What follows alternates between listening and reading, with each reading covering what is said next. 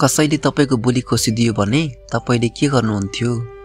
यो कथा हो एउटा भँगेराको, जसको जिब्रो काटियो तर उसले प्रतिशोध हैन माया छर्यो र अन्त्यमा भगवानले नै न्याय दिलाए। एका देशमा पहाडको एउटा सानो गाउँमा एक जोडी बुढाबुढी बस्थे। बुढो इमानदार र शान्त स्वभावको थिए, तर बुढी भने अलिक रिसाहा, ईर्ष्यालु र कुराकानीमा तिखी। दुईजनाको परिवारमा न छोरा न त छोरी नै थिए। बुढोले दाउरा बेचेर पेट पाल्थ्यो, बुढी घरका काम गर्थे। एक दिन बुढो जंगलतिर दाउरा काट्न गयो। काट्दा काट्दै थाक्यो अनि एउटा ठुलो ढुङ्गामाथि बिसाउन बस्यो। त्यही बेला उसको आँखा पर्यो घाँसे भुइँमा। त्यहाँ एउटा सानो अन्डा लडेको थियो। उसले सोच्यो, यो त कुनै चराको अन्डा होला, गुडबाट खसेको जस्तो छ। र उसले यताउति हेर्यो, गुड खोज्यो तर कतै देखिएन। अनि उसले अन्डा हातमा लिएर भन्यो, बरु यो म घर लैजान्छु, नत्र जनावरले खाइदिन्छ। त्यसरी बुढोले अन्डा पोकोमा राख्यो र घर फर्कियो। घर आइपुग्दा बुढी रिसाएर भनिन्, ए बुढा, घाम डुबिसक्यो अनि अब आयौ? के दाउरा काट्न गएका थियौ कि सपना हेर्न? बुढोले केही बोल्दैन, मुस्कुराउँछ मात्र। बुढीको रिसमा उसले ध्यानै दिँदैन। रात परेपछि बुढोले अन्डा लुकाएर कुनामा राख्यो। बुढीलाई देखायो भने गाली गर्छ भन्ने डर। भोलिपल्ट बिहान उठ्दा उसको कानमा चराको बच्चा रोएको आवाज आयो। ऊ आश्चर्यमा पर्यो।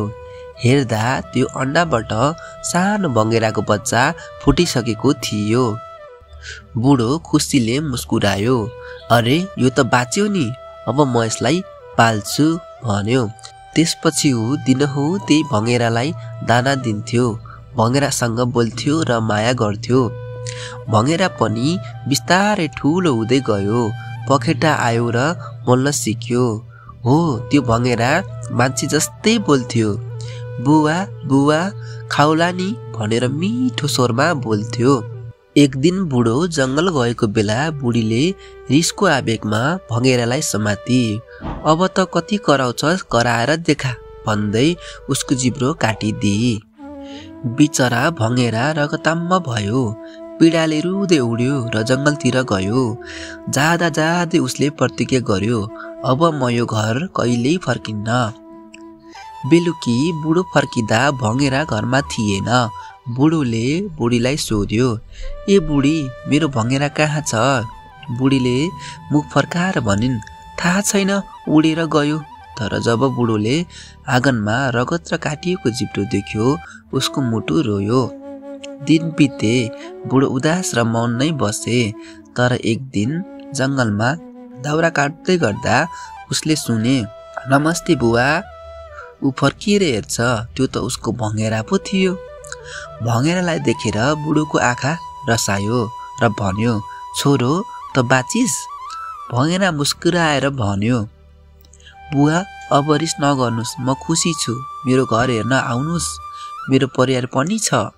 बुढो उसकै पछि पछि गयो। जंगलको बीचमा एउटा सुन्दर रुखमा भँगेराको घर थियो। त्यस रुखमा रङ्गी बिरङ्गी फूल, चराको चिरबिर र भँगेराको परिवार, श्रीमती, छोराछोरी सबै थिए। उनीहरूले बुढाको राम्ररी स्वागत गरे, मिठा मिठा खानेकुरा दिए। रातभर गफ चल्यो, गीत गाइयो। बिहान बिदा हुँदै गर्दा भँगेराको श्रीमतीले पोको पारेर बुवालाई दिइन् र भनिन्, बुवा, यो सानो कोसेली हो, तर घर पुगेर मात्र खोल्नुहोस् है। घर पुगेर बुढोले बुढीलाई पोको देखायो। बुढीले रिसाउँदै भनिन्, फेरि के ल्याइछौ? जब पोको खोले, त्यसभित्र सुन, चाँदी, हिरा, मणी सबै थिए। अब बुढीको आँखामा लोभ चम्कियो। भोलिपल्ट उसले भनिन्, म पनि भँगेराको घर जान्छु, अरू धेरै सुन ल्याउँछु।